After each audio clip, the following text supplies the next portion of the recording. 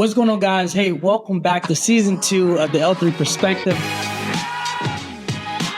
And I was like, your teacher's there to teach you algebra and math. My job is to teach you how to survive and to help guide you as much as I can. I was thinking about one of the surveys. 2 out of the 3 of our topics that really stood out regarding men in our viewpoint was love and leadership. This is the L3 Perspective where we talk life, love, and leadership. We really dove into the piece of life and leadership. Like, love, share. These conversations are the ones that really affect everyday life for all of us. And ultimately, we do this for you to begin with. Keep listening. We appreciate y'all who are rocking with us into season 2. Mm-hmm. Because like I said, we do it for y'all. Yes.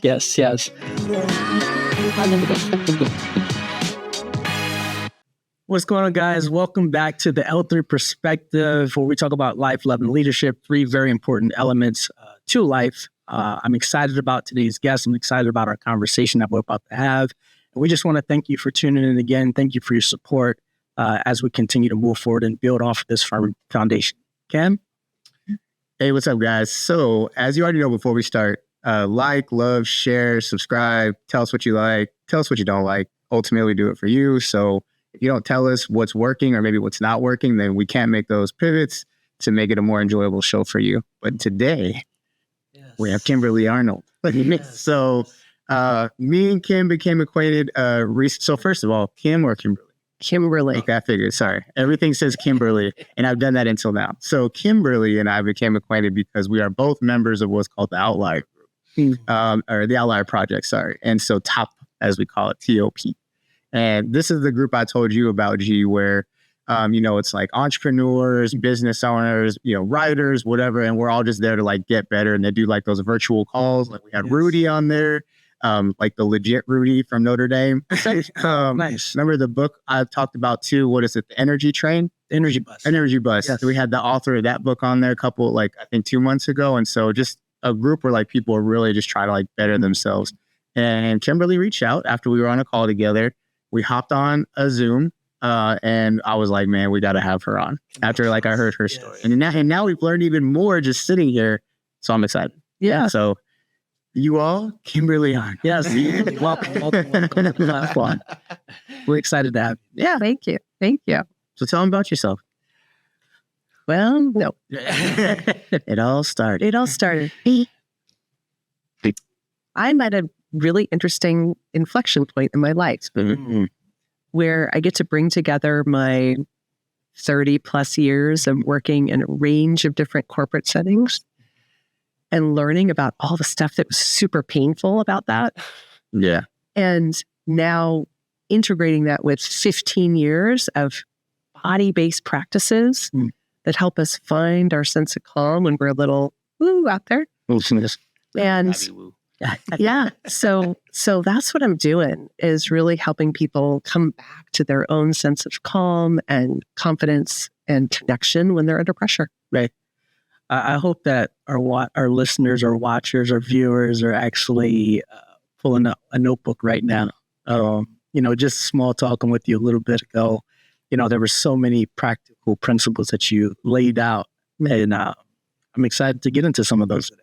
We're going to do something we've never done before on the show. Yes. Towards the end. So you have to listen till the end now. Yes. Yeah. So one of the things, Kimberly, that I found like most, as we were talking is, you were talking about this navigation through like corporate industry. So like if you could tell the listeners kind of like, where did it start and kind of like those jumps that you made? Because I know you went from one arena to like another, which has now led you to where you're at now. Yeah, for sure. I started out actually in management consulting. And I was super lucky to have a connection to an alumni, got me in the door doing that. And it was really pulling into my passion of wanting to make large scale change happen for people and really combining people, process, and technology. And sort of I'm a systems thinker. So I got really excited about doing that. And then when I was 23, my mother passed away from leukemia. And I had the opportunity to stand in a hallway at Johns Hopkins Oncology Ward watching 5 doctors go. Sure. Yeah. And so when I said, I learned how to lead large-scale change, I was like, I want to go do that in healthcare. And so I went and did that. I was actually at Blue Shield of California, and we were making big change happen. We automated the big complex process. If a company buys insurance, 25 departments have to do something before you get your card and everything works. Oh, yeah. So we automated that process, and we did that actually on the Salesforce platform. And so I ended up going literally across the street to become the global health insurance leader for strategy at Salesforce. And I will say, when I was there, I had one of those perfect storm moments. Yeah. Little challenging situation with the manager. And at the same time, that was, my uncle passed away. My father and his partner, I was caregiving them in a separate state. They were both in different hospitals at the same time. And we had rains that leaked the roof of my house. Like, all the things happened. And it set me into a state of what, frankly, Western medicine would call high anxiety. And I had about 15 symptoms, the most concerning of which I was about 20 pounds lighter than I am now. I couldn't make the weight loss stop. Oh, dang. So I took a 15-week medical leave and had an amazing healing journey. But during that time, I really reflected on the teachings of one of my teachers was an Aikido sensei, Wendy Palmer, and she would always say, when we're under pressure, we don't rise to our expectation, we fall to our habit. Where have we heard that before? You heard that one before. It's a very military thing to say. But that's how they justify training over. They're like, we got to train, guys. Right. Well, and so I had to really look at that and go, what was true was I was under pressure and I stopped doing the practices that I knew. Yeah. And so I said, what's true for me is throughout my life, I have felt compelled to lead when I've endured really intense suffering. And I see a way to reduce or eliminate that for other people. Yeah. So this was a season of your life. Is this when you went to India? Oh, you know about India too. Oh, if he says he so he messaged me and said, hey, so right before you sent your email, he was like, can you send me her stuff? I would like to, he always likes to research the guest if it's not one of his, obviously. Vice versa. Right on. So I went to India for my healing journey. Okay. Yeah. I spent 6 weeks in an Ayurvedic hospital.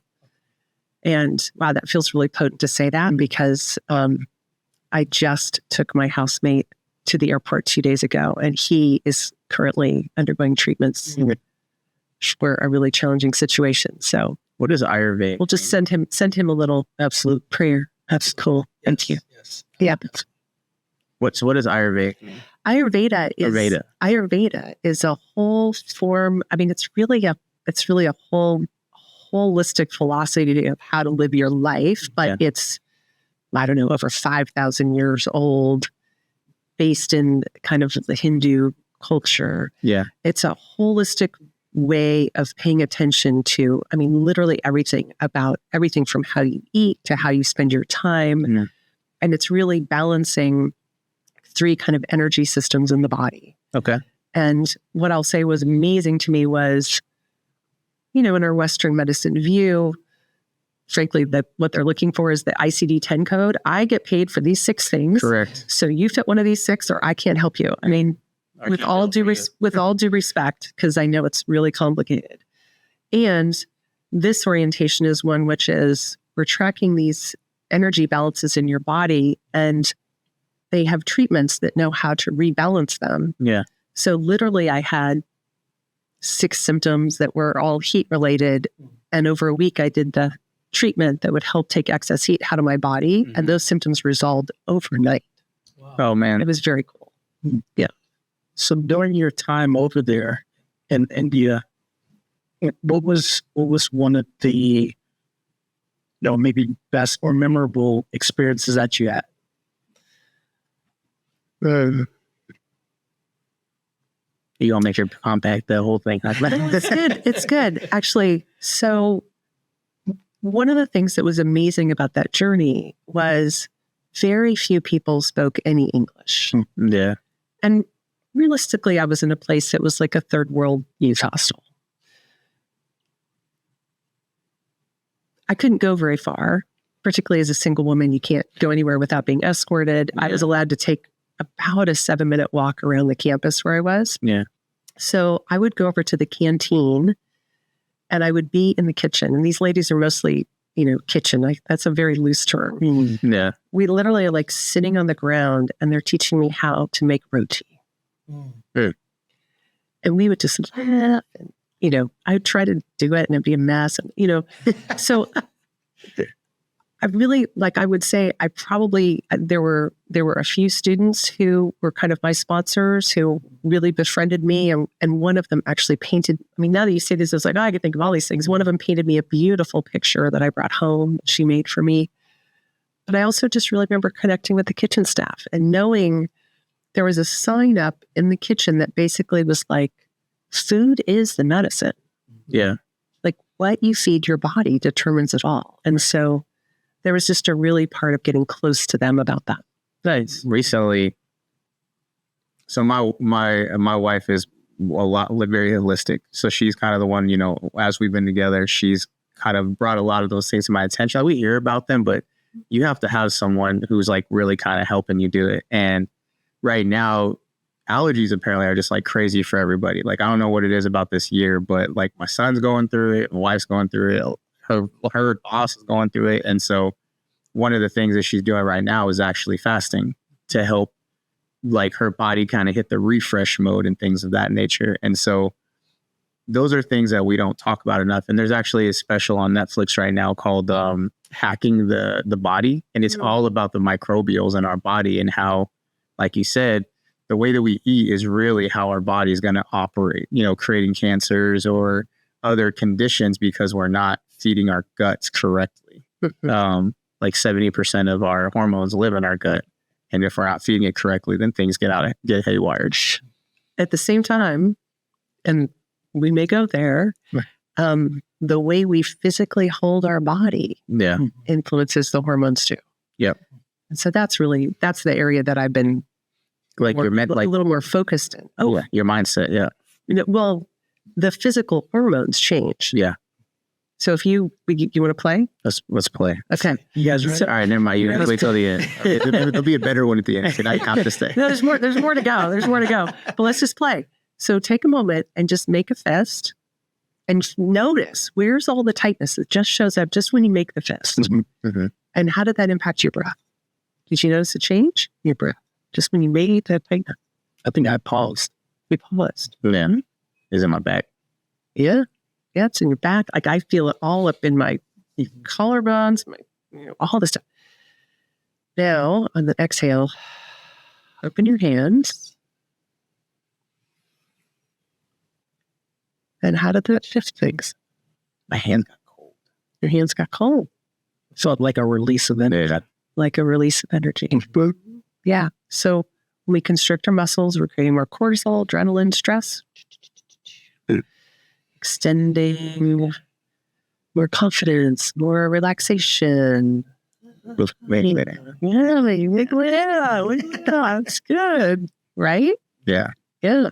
Yeah, we just did, One New Warrior just did a sound bath Reiki. So I did Reiki for the first time with my wife. Nice. Or she took me, but they also did like a sound bath in Sacramento. Yeah. And that was cool. I'd never done that before. So that was a very like cool experience. And what was interesting at the end too is they gave us like a stone based off the energy that the Reiki person felt like you were like giving off. Yeah. And mine was the one of prosperity. Interesting. Yes, I'll take. Yeah, that was like makes sense. It's interesting with that exercise how like we do things but we don't understand what happens or why we do it, right? Because I've seen a lot of guest speakers right before they go on stage, powerful speakers, and they say, I've been doing this for 15, 20 years and I still get nervous. But once I just kind of release and I kind of shake a little bit, I almost transform into like you mentioned, the confidence, right? To flow of energy. As I walk on the stage, and I've done it myself as far as like, I will kind of close my eyes and just kind of try to relax. And then I just glide onto the stage. But again, it's interesting to hear some of the chemistry behind the releases and why it's important. Well, and it's when I first work with folks, what we start to unpack are 3 truths. And the first one is the brain registers body sensation before thought and emotion. So if you think about the first time you went to touch something that was hot, and maybe you didn't realize that it was hot. Yeah. So think of that time. It might have been a pan, an iron, who knows, whatever it was. You probably remember the heat sensation on your skin first. And then you're like, ooh, I touched that thing. You're like, oh, I touched that thing, right? Like, Yeah. So it's great to know that, because body sensation becomes the first level of awareness that I'm going maybe into a stressed place, right? Yeah. So if you think Gut of, feeling, pardon? that gut feeling. It could totally show up like a gut feeling for you. But if you think of something that's like, on a scale of 1 to 10, it's like a 6 stress for you. Think of something. Okay. Got that thing? All right. So as you think of that thing, do you notice anything that's shifting in you as you think of that thing? I stopped breathing for a second. Stop breathing. I'm trying to find solutions.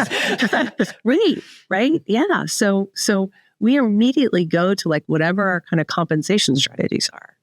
So if you can start to notice, oh, the moment that I start to go towards that stress place, I hold my breath. Or maybe the first thing you notice is repeating thoughts, but I promise you, somewhere in your body constricted first. The second truth is, and we played with this already, as soon as I shift my body, I can shift how I respond. Yeah. Did that make sense? Yep. And just going back to the exercise, it makes perfect sense. Yeah. Yeah. And so, I think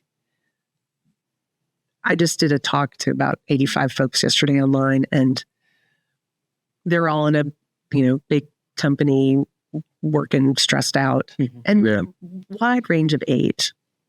But when I asked people, what do you first notice? At least a third of them said emotions. And I thought, well, that is the first thing that you're like, oh, something's off because I'm right. But there was a precursor to that. Yeah. There was some place you held your breath, you tightened your jaw, you started perspiring, your heart rate went up.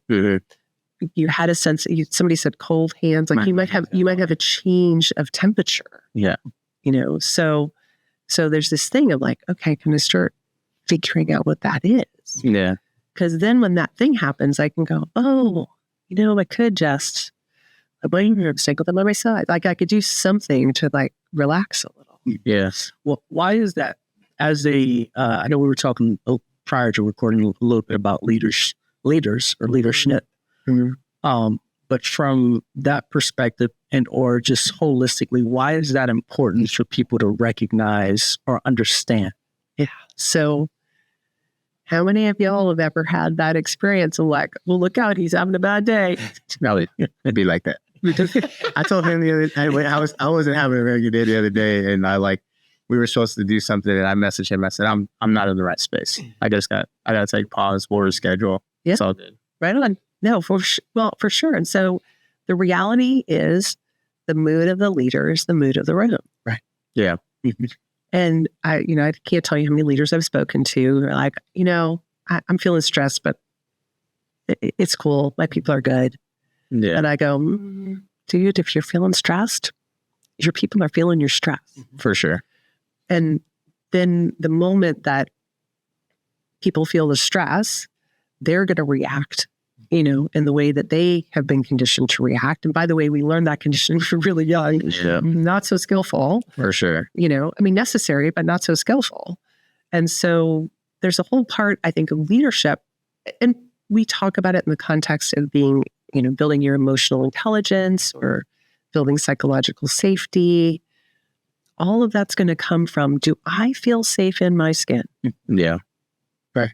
Because until I, as the leader, can feel safe in my skin, I can't create the conditions for anybody else to do the same. That's good. Hopefully someone took that.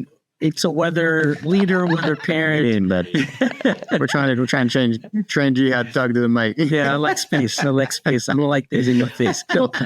So that's a beautiful noticing, Mm-hmm. because what's true is when we're under pressure, we tend to put our attention on the stress point. Mm-hmm. And the way to adjust is to shift from the stress point back to Right. the space. Right. Yeah. So there's some part of you that intuitively knows to do that. Mm-hmm. Very self-aware. No, it's no, but it is very important, and I think that one of the reasons why I'm glad that you elaborated on that is, for again, whether leader, whether folks are at work, there's a lot of stress at work, especially now, right? With a hybrid or working from home or back in the office. There's a lot of different dynamics, a lot of different generations that are working together. For sure. A lot of different perspectives, and so many people in the workforce are so stressed right now. And so I think that's important to, number one, identify and be honest with ourselves. Yes, I am stressed, number one, but then two, like, how do I take that first step in trying to heal, right? What are some things that I can do practically? And so, I really believe it's important. Like, I see it every day, just us working with different businesses and nonprofits and different things like that. Like, the solution to this episode. Check email right now. But yeah, I agree. Like you mentioned, the leader's energy is reflected in that work, and more people need to be aware of that. They need to be able to recognize that, like, how am I feeling? What adjustments do I need to make before I step into this room and pour my energy into other people? Well, and how I help people, there's so many times that there's different acronyms and things you can use to kind of help you. And, right. There's right acronyms everywhere. Well, one of the ones that I use with folks is PACE. Now, I know some of our friends who worked in different services. PACE is a different acronym in what they learned. So just bear with me on that one. But the first thing is exactly what you said, which was the P is to pause. Yeah. The moment that I go, I'm a little off, okay, pause. Yeah. Because I don't want to do any harm to myself or anyone else. Yeah. Right? Yes, space. Right? Yeah. So first thing you want to do is pause. And then the second thing is to actually acknowledge what's happening. Yeah. Oh, dude, I'm feeling off. I know I'm agitated. Like the amount of people who said yesterday, I'm irritated. I'm not sleeping. Like, all those things are going on. Okay, that's what's happening.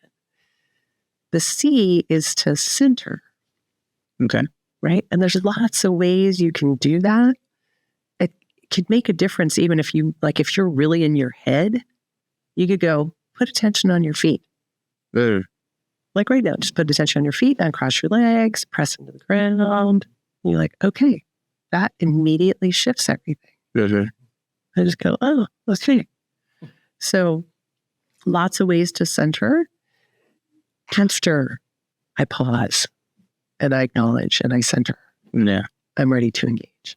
Oh, that makes sense. So how do you? So most people see videos, they can look up things and say, okay, I'm stressed. This is what I can do. But with so many people being wired a certain way, what advice or tip would you give to be able to start executing PACE? Yeah. So there's two things that I think anybody could do. First is recognize if you are sitting, legs crossed, arms crossed, or whatever that is, put your feet flat on the ground. The other thing is we're all at the computer all day long like this. And just like really almost every half an hour, even for 20 seconds, 10 seconds, let your arms dangle down by your sides. Right. Because even just doing that, do that now. Like, both just let your arms dangle and go down, right? Like, totally relaxes your shoulders, chest, right? Yeah. Yeah. So, like, just letting your arms dangle is the beginning. Like, oh, okay. And you could, this is kind of fun when you're here, you could imagine that the stress is like rolling down your shoulders, down your arms, tripping off your fingertips. Okay. Then the secret, you imagine that like a baby lamb is suckling on your fingertips. Interesting. Take the stress, baby lambs. That's interesting. I'm taking that home tonight. Like, baby, best name. Look, close your eyes, put your hand by your side, and baby lamps. I would love to hear the comments for viewers. I encourage you I encourage and I challenge you to try this exercise and our exercises that are within this episode, and drop a comment to us. We would love to read it. Yeah. No, so the first part is just recognizing we tend to get all cramped up during the day, and can I do something to actually right? The second thing is recognizing that what's also true is when we focus our attention on the computer screen, on the microphone, on whatever the thing is, we tend to, you said, hold your breath, or our breath tends to get really shallow. Easy. Right? Yeah. So what you most want to do is make sure that you're having a longer exhale. So I often will do an inhale to a count of 4. Yeah, the box breathing. I like not box. Box breathing is awesome. Yeah. And for some people, not all, but for some people, that long hold to make the box, the long hold at the top and the bottom, can be a little stressful. It's stressful, yeah. So you can literally just do an inhale to a 4, pause, and exhale to a 6. Good. And on the 6, on the inhale, I imagine the breath coming up my back, reaching out the top of my head. And on the exhale, I imagine it rolling down, relaxing my jaw, chest, shoulders, belly. Yeah. Baby lambs. And then the baby lambs. So you got it. I gave you all the secrets. I took so I was telling you is I got ICF credential for coaching. And for one of the CMEs, I went through the positive intelligence. You know, and the big thing with during that training was the fingers. Like close your eyes and roll your fingers, and then roll a little bit harder and like actually feel as your fingers wrinkle and things. And then 5 seconds, 10 seconds, 30 seconds, and then like you said, acknowledge kind of how you're feeling at that moment. So anytime that you pick any body anchor and put your attention on that body anchor, it's teaching you how to be present. Yeah. That's it. Yeah. I like that. Not only do I like that, it's effective. Yeah. It's effective. Even better. Yeah, it's effective. It's very interesting. I'm always interested in like things like this. So, I'm an inner city kid that, conversations like these were not being had, right, when I was growing up. And so I have a deep interest in things like this and being able to try to practice on my kids. Because there are times where there are different seasons are so busy with, different businesses and just so much, right? Podcasting and a community, just church, just everything. Yeah. And I find there are seasons where I'm needing to be more intentional on how I'm feeling so that my reaction to the kids are not from what I grew up in. That's right. And so sometimes I lose the battle, but well, here's because if I remember correctly, you have a pretty young one, right? Yes, my youngest is 2. Yeah. Baby so he started super awesome for a really young one is to get him to buzz like a bee. Oh, she would totally love that. Yeah. Because if I hold the Z for a long time, it's a long exhale. But they don't know that. Right. It's a secret. You just go, let's buzz like a bee. Don't. And you'll get him to buzz for a long time, and you're going to calm him down. I'm trying that every day. So, but here's the thing, though. You got to practice when they're not under pressure. Right. Because if they're under pressure, they're already like, I'm not going to do that now. I want to be a bee. I don't want to, right. So you got to be like, hey, I did this cool thing at work today. You want to be a bee together? Let's be a bee. Well, and then you practice it.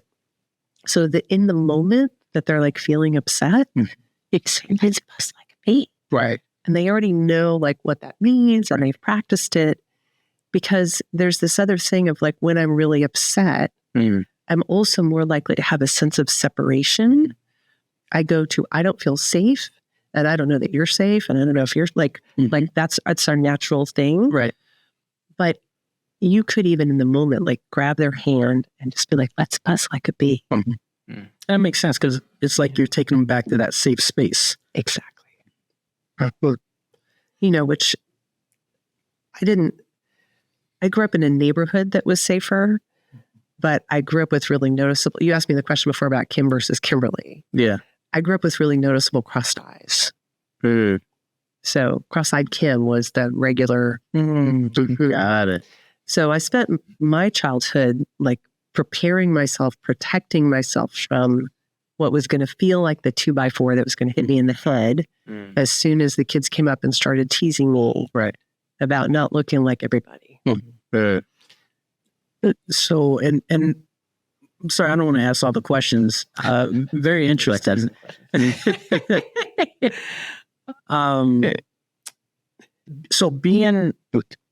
So we have parents that watch this as well. Yeah. And so we have kids that may be bullied or may be experiencing a lot of this. And so how did you, now looking back, like how did you push through that to now be comfortable enough to recognize that, to now, to be able to talk about it confidently? Yeah. Okay, you ready I'm going to connect a bunch of dots. I love it. I'm going to connect. I'm a dot connector. There's a bunch of dots. So, no, I say that because I literally just, in the last week, I labeled myself on LinkedIn as a bullying survivor. I was bullied in the workplace. I saw that on your bio in that email. I was glad you brought that up. Yeah, I was bullied in the workplace. And what's been amazing is like the number of people who reach out to me and go, that happened to me too. Yeah. Now, okay, here's the dot connecting. So, I'm going to sound like, this is good. I love it. So, I was bullied as a kid. And what I figured out pretty quickly was if I showed any reaction when they attacked me, they would attack me more. Yep. So I learned to try to smile and pretend I was okay. My mom tried to give me clever things to say. But frankly, they kind of left me to figure out how to navigate this. So I think today, I think we're more aware of the fact that sometimes parents need to step in and go, look, we got to draw some boundaries, and like this behavior is not like these are not bad people, but this behavior is not okay, and like delineating that. When we've been bullied as kids and we didn't learn how to re-regulate our nervous system around the bullying, and then bullying happens when we're adults, it's like we are back at, for me, that started when I was like 3. Because I started Montessori school at a young age. So the bodies, and in therapy, they actually talk about this idea of if somebody's having a response that's hysterical, you can know that it's historical. Oh, okay. That makes sense. Right? So like, wow, I'm super overreacting to this thing. I don't know why. Yeah. Well, that would be because some other time in the past, this thing happened and you didn't really handle it. And so it's showing up again. Yeah. So I make that connection around the whole bullying thing because I wouldn't say that I learned how to handle it as a kid, which is a part of why it kind of took me out as an adult. What I know now, that's why we were having the conversation of like, God, I would love to be teaching some of these practices to kids and to families. When kids have a lot of adrenaline going on, frankly, what I do, you've seen this in maybe some of the videos of the example that I saw, this was actually in Africa. I saw a lion like spot the gazelle by the watering hole and like build up all the energy in its hind legs and dart across the plain and take it out. And the first thing it did was drag it to cover. And the second thing it did was start to shake. The best way you can get the adrenaline out of your system is to actually shake. So in my workshops and things, I put on some drumming music and I'm like, move it around. And literally like people can shake for a minute. They're like, wow, that feels so much better. Right. Go. Yeah. Right. Because you've been hanging on to all this stuff. So you can get kids shaken. What if you already have kids that just shake? I'm just kidding. So give them music and do it with them. As you were the last 30 seconds, I was just picturing my kids right now, the three younger ones, 11, 6, and 2, super energetic, right? And so I was just kind of picturing, I was like, okay, cool, I'm going to try this, I'm going to try this. And I was like, well, what do you do when they're already shaking? But as a partnership, you go with it. Mm-hmm. So I also lead like a freeform movement practice, something called dance that freaks people out. Yes. Okay. And let's talk about that. yeah, right. Well, because a lot of what we do in that practice is we will echo movement that we see. Hmm.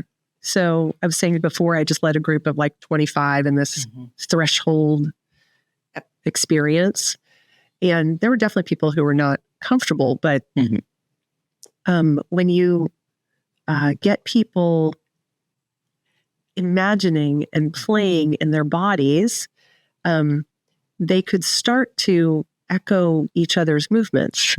It's what I sort of intuitively do when I'm working. I'll work the room or the space. We were outside with a grove of redwood trees. And if somebody's, got their and you just go up to them and you do this. Mm-hmm. I mean, y'all have talked about how important it is for someone to feel seen. Oh, yeah. If I echo your movement, you're going to feel seen. Right. 100%. If your kids are having a moment, now, again, this is the kind of thing you want to do not when they're stressed out because they might freak out. Yeah. Right. But I've done this before with kids where they're doing something and I just echo it back to them and they're like, ooh, she's really seeing me. Like, oh, yeah. And like, no words. I mean, they're just doing something and I just start doing the thing. Yeah. And they go, oh. And then they do something else and I do the same other, and then like, oh, So I think there's just a whole thing about actually just being with them. Right. As opposed to like, I don't want you to be upset. Like we get upset because they're upset. Yeah. And being like, but you're upset. All right, let's work it out. Right, man. Yeah. I don't know. I'm curious. Let me know how it goes. It is.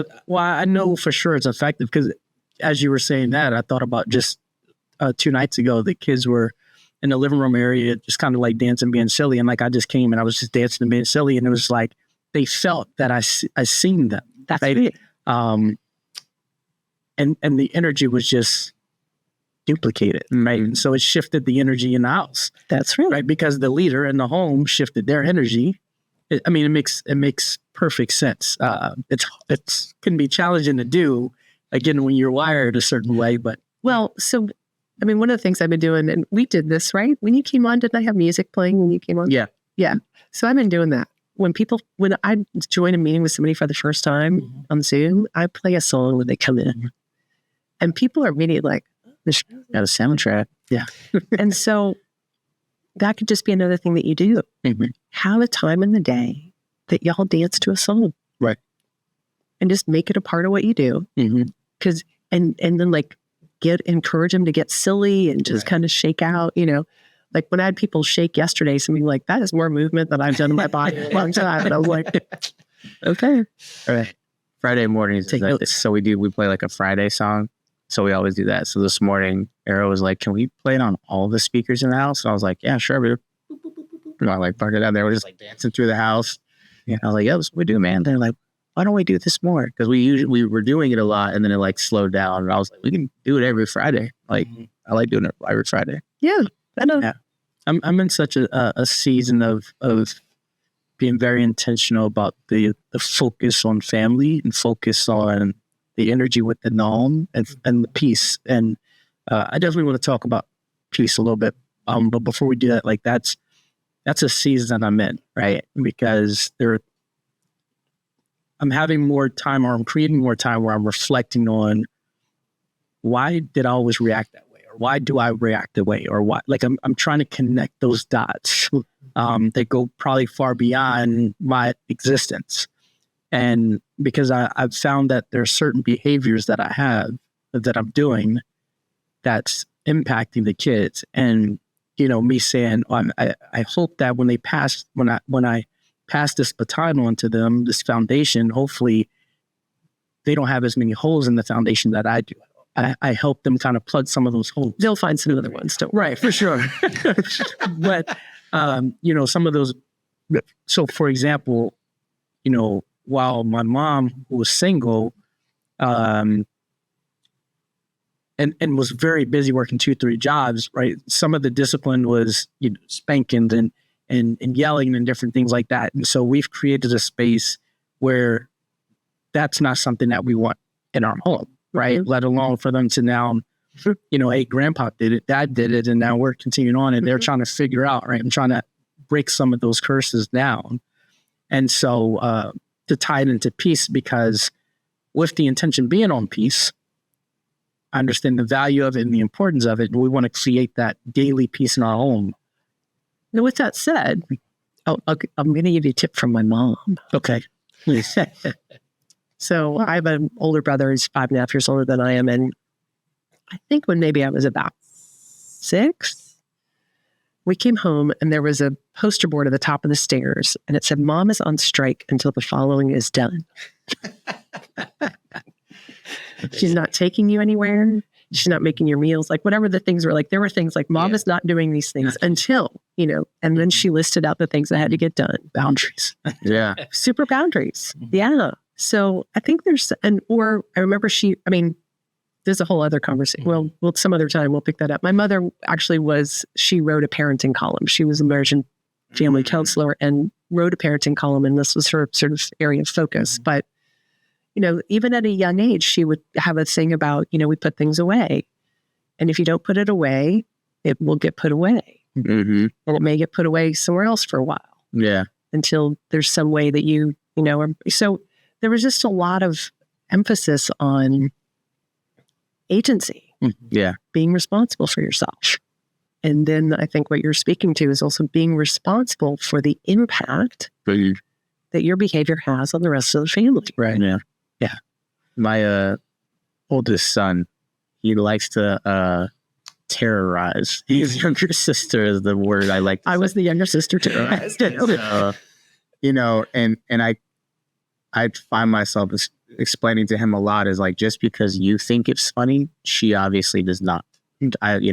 She yells because I know I try to let him get through it, and then eventually I have to be like, I know you've heard her ask you to stop like 5 times. Right. If someone asks you to stop, we stop. Because if it was you, I have seen you get upset because someone did the exact same thing to you. How did that feel? Well, I didn't like it. Do you think she likes it? Well, no. Let's do that, bro. let's think about that a little bit more, Or like, I think my daughter, we went to Hawaii, and she was upset because I let one of our friends got like her $7 goggles. She wasn't using them. They're like around her head, whatever.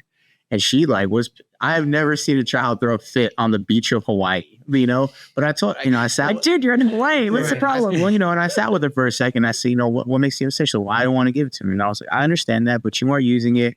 And there are just battles in life sometimes where it's like, just be a nice person. Like you aren't using it. It's not a big deal. And I was like, we don't want to let this ruin our day. Like you're at a beautiful place right now. I said, well, it ruined my day. And I said, okay, well, I'm going to let you sit with that. Take a breath. So she sat like in the, in the shallow part of the beach, just kind of like moping, and then we finally left the beach, and then we all had like a nice dinner. We got ice cream, and, she's like, oh, it's such a great day. And, this is my older daughter, isn't it? She's 11 years old. And I was like, I'm glad to see that you didn't let that ruin your day. And she said, well, it did at first, but you were right, Dad. Like, we still had a whole lot more to go. I was like, exactly. It's not a big deal. And you got your goggles back. They aren't broken. We're okay. I had a class I did once, and the leader would say, okay, how long would you like? How long would you like to be upset? 5 minutes? 10 minutes? How long would you like? And just like look at a watch and be like, how long? You'd have as long as you like. How long would you like? Yes. I don't feel like there's enough time. Like sometimes you just gotta sit with it. I'm big on that. I was telling Glenn when I was in this place the other day, my wife, after I had kind of calmed down, she's like, hey, did I help? And I said, at the beginning, not at all. I said, at the beginning, it kind of made it worse because, I was upset when she came home. And so then she, in camaraderie was upset with me and like making phone calls. And I was like, I was glad to know that you like were with me being upset because it was a situation, but you then started making phone calls that we didn't need to make call, and then you're asking me questions, which is now stressing me out because I'm already on the phone trying to handle it. She's like, oh, okay. That makes sense. I was like, but the conversation after where we were like kind of talking through it totally helped me. We believe in raw communication in my house. It's good. It's really good. Yeah. It's good. What would you say to the younger you? And I'll leave it at that question mark. What would you say to the younger you? Yeah. Trust your gut. Big. Trust your gut. Trust your gut. The body is actually telling us all the time. Are we safe? Should we trust? Should we take the leap? Should we not? The body is telling us all the time. Sure. And then there's societal conditioning and there's the mental jungle gym thing that we do, whatever, that can get in the way. Some people play with, okay, this is a little woo-woo. Can we do woo-woo? Let's do woo-woo. Some people play with this idea of muscle testing. Have you played with this or not? I've never heard of that. Muscle testing is the idea of like, okay, if I got my fingers like this and you can kind of pull and you're asking yourself the question, like, should I do that thing or not do that thing? And you'd like kind of pull. And if your fingers break, you're like, okay, no, don't do that thing. Or if you're like, okay, no. So there's not that has to be the way, but I think there's something to be said for, even if you're thinking about a choice. Yeah. I've done this with people before where I'll say, okay, hold option A in one hand and hold option B in the other hand. And play with the idea of putting option A down and still holding option B and notice what happens in your body. Like, do you feel more relaxed or not? You can then try it the other way. Okay, you still have option A and put option B down. See which one. Because there will be a way you'll notice it in your breath. You'll notice it in the change of muscles. There'll be some way that your body is telling you. So, well, really what I would say is listen to the body. Yeah. Follow its cues. It has a wisdom that goes far deeper than this thing. You know, the emotion part of this thing. Right. Mm-hmm. And it gives you the opportunity because when we kind of know, like we've all had the experience where everything was lined up, right? Oh, yeah. The body's on board and the emotions are on board and the thoughts are on board. And like, that's when you're like, you're in flow. Right. And I think a lot of what happens in today's world is we're conditioned to ignore the body. Right. You know, in the workplace, well, you can't talk with your hands and you better not make any faces. And you know, like, okay, I'll just sit here. Yep. Smile. The Pinocchio. Poker face. Yep. And so for me, this is, you know, I talk about this idea of like, I'm trying to create a resilience revolution. And it's really coming from the place of like, let's bring the body back in the conversation. Yeah. Resilience versus revolution. The revolution. The revolution. So as we kind of get to a close, so G always has a question that I'm sure you've heard he likes to ask. Yeah. So one of the questions, I think it's probably the only scripted question. It's the only scripted two pieces: the intro and the question. Yeah. Okay. So, life, or leadership. Select one of those words, and if you can share something with our audience that's on your heart. The one I'm going to go to is love. And where I'm going to go is love yourself so that you have the capacity to love others. Boom. Thank you. That was like, I think the fastest, like most precise answer we've ever gotten. Touche. It was. And I hope that someone who's watching or listening to this just wrote that down and they execute on that. Yeah. I talk about that a lot with my wife. It's like, you know, because you can kind of see by the way people move, like how comfortable they are in their skin, like you talked about. Mm-hmm. And as someone who's very comfortable in their skin, I'm like, man, I wish that for like everybody is that you can just operate with just this like freedom to be you. Because I think a lot of people these days are like locked into some type of like falsehood. Well, and the you know, there's so much of responding to the expectations around me. Correct. Yeah. And if that choice, I mean, I have a super dear friend who's been very successful in her business, and she's raising 2 girls of her own, and they're just running super hard. Yeah. And when I talked to her, she's like, yeah, I just, I took a 2-hour nap because I was exhausted. And I was like, girlfriend, you don't actually have to run that hard. Yeah. Like, you got it all dialed in. Yeah. And so that's why I go to love yourself. Like, really listen for truly what you need, what's nourishing for you, make those choices, take care of your body in all the ways that you know how, take care of your emotions and your nervous system. Then I have capacity to connect and support and lead and live the full life the way that I want. Correct. Yes, I do have one more question before we wrap up. With what you just said, there are many individuals who are in entrepreneurship, or the nonprofit space, or in this space of they're just running, right? They're not, to their definition of successful yet. They're on the path of getting there. What tips would you give that individual as far as where they're consistently just running and running and running? And they may be aware enough to take a knee every now and again, but maybe not doing it enough. What would you say to that individual? Well, many, if not all of us, had some time that we worked out in a gym. And what do they say to build muscle in a gym? You gotta exhaust it, right? Well, you gotta do your reps, and then you gotta rest. Oh, that's right.